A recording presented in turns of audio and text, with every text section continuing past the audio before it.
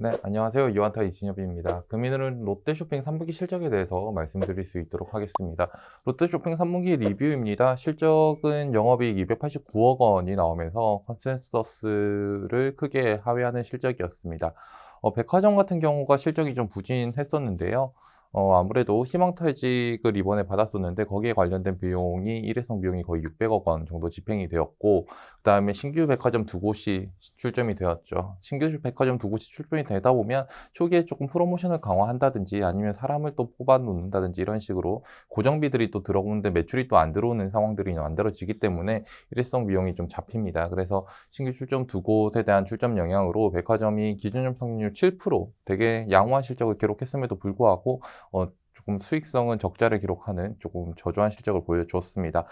할인점과 슈퍼 같은 경우에는 국민지원금 영향으로 조금 부진하였습니다. 그리고 이커머스 같은 경우는 GMV 성장률이 롯데온 개별 플랫폼 기준으로 60% 정도 나오면서 고성장하는 모습을 보여줬고요.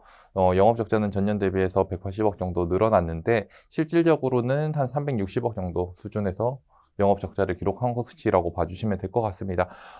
그래서 사실은 연간 성장률은 되게 뛰어난데 이커머스 같은 경우에는 적자 같은 경우 한 300억대에서 왔다 갔다 하는 정도에서 적자를 유지하고 있기 때문에 뭐 적자가 그렇게 크게 부담이 된다라고 보기에는 좀 어려울 것 같습니다. 롯데쇼핑 같은 경우 뭐 이번 실적 같은 경우에는 일회성 때문에 조금 부진한 실적 그리고 국민지원금에 대한 영향도 좀 받을 수밖에 없었는데요. 그럼에도 불구하고 롯데쇼핑 변화하고 있는 모습들이 긍정적이다라고 생각을 하고 있습니다.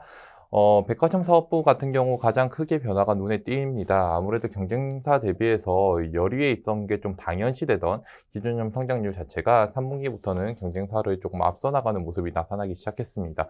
그래서 이거 자체가 좀 의미가 있다라고 생각을 하고 있고요. 그리고 신규 출점한 두 곳의 점포 같은 경우에는 또 워낙 초기 성과가 성공적이고 소비자 반응도 되게 긍정적이다라고 봐주시면 될 것 같고요.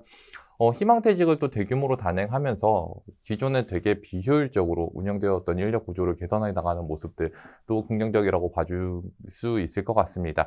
그리고 할인점과 슈퍼 같은 경우에는 이번에 좀 부진하긴 했지만 그래도 안정적으로 이익을 실현하는 모습이 나타났었어요. 그래서 이제는 어느 정도 실적을 낼 수 있는 펀더멘털을 만들어냈구나라는 부분들 좀 체크를 해볼 수 있을 것 같습니다. 그리고 할인점 역시도 4분기에 추가적인 희망퇴직을 실시할 것입니다. 그래서 이러한 부분들이 인력 개편에 있어서 추가적으로 또 나타나는 모습들일 거고요.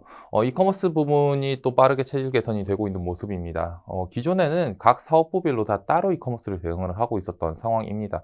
그런데 최근에 이커머스 사업 부분으로 모두 다 거버넌스를 통합을 하면서 의사결정의 속도가 되게 빨라진 모습. 그러다 보니까 지금까지는 의사결정 속도가 너무 느려서 협업을 해야 되다 보니까 회의를 하고 이렇게 하기로 하고 또 이게 조금 안 된다라고 하면 다시 회의를 하고 이런 식으로 의사결정이 되게 느렸던 상황에서 이제는 빠르게 의사결정을 할 수 있게 되다 보니까 빠른 시장 환경에 대응을 할 수 있게끔 되었다라고 봐주시면 될 것 같고요.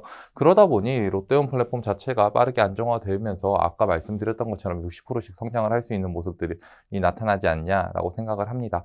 이러한 변화들이 사실 동사한테 부여되었던 밸류에이션 디스카운트를 축소할 수 있는 것으로 연결되지 않겠느냐라고 판단을 하고 있고요.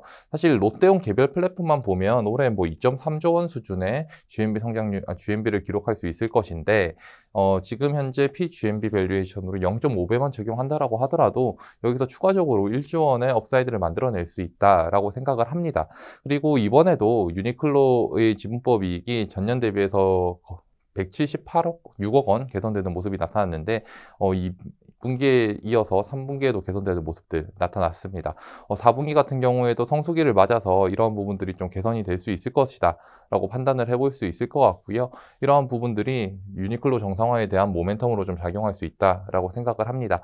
그리고 위드 코로나에 있어서 컬처웍스 회복은 또 덤으로 작용을 할 수 있다라고 생각을 하고 있기 때문에 롯데쇼핑에 대해서 이번 3분기 실적 되게 부진했지만 여전히 긍정적으로 바라보고 있다라고 봐주시면 될 것 같고요. 투자 의견 바이 목표 주가 17만 원 유지할 수 있도록 하겠습니다.